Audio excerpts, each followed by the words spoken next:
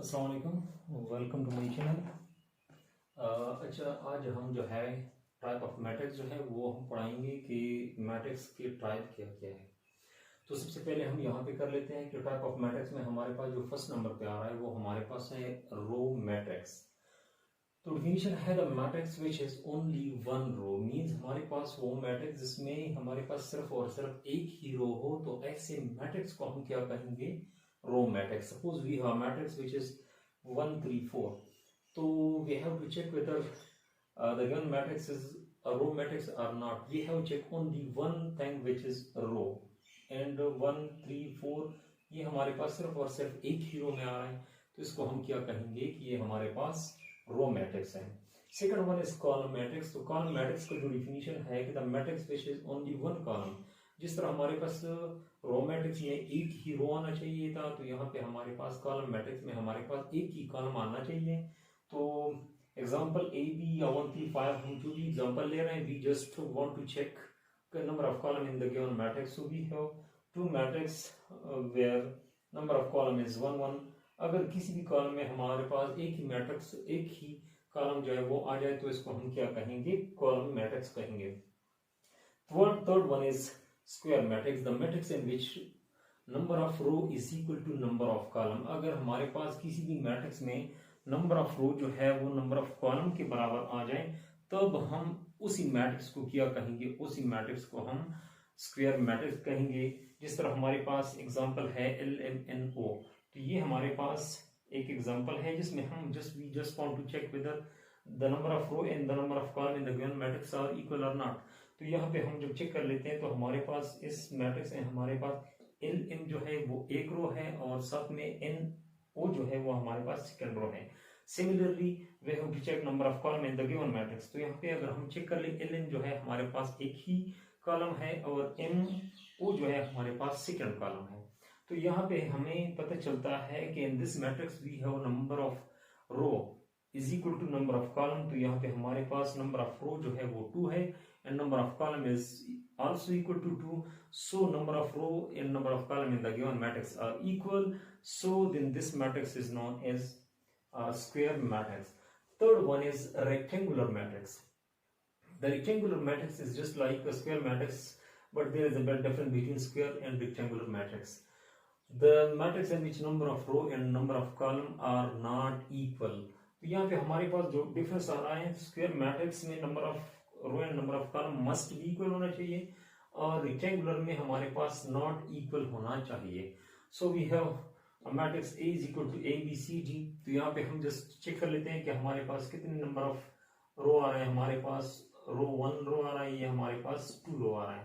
तो यहाँ पे हम जब चेक कर लेते हैं नंबर ऑफ कॉलम 1 2 3, हमारे पास 2 रो आ रहा है और हमारे पास 3 कॉलम है, तो it's mean that number of row is not equal to number of column. So for that reason we can say that the given matrix is a rectangular matrix.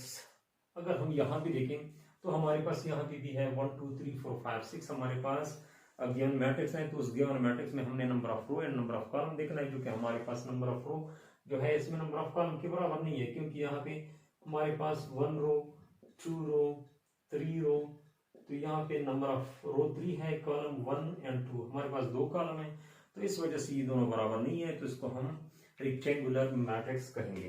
अच्छा student, आज जो है हम स्टार्ट कर लेते हैं एक्सरसाइज 1.1। हम एक ही क्वेश्चन जो है वो हर एक्सरसाइज में कंप्लीटली जो है हम एक्सरसाइज को सॉल्व करेंगे। आपको जहां भी प्रॉब्लम हो तो आप कमेंट सेक्शन में जो है वो राय जरूर दें। तो यहाँ पे हमारे पास क्वेश्चन नंबर 1 है, which of the following are equal or square matrix. हमारे पास कौन से मैट्रिक्स जो है वो इक्वल एंड कौन से हमारे पास स्क्वायर एंड कौन से रेक्टेंगुलर होनी चाहिए। तो यहाँ पे अगर हम देखें हमारे पास फर्स्ट है 2 3 0 5, तो हमने चेक करना है कि whether the given matrix is a square matrix और rectangular matrix. For that we have to check number of row in the given matrix and how many row in the given matrix are, and we also check the number of column in the given matrix. So here the number of column in the given matrix are 2. So 2 0 is the first column, 3 or 5 is the second column.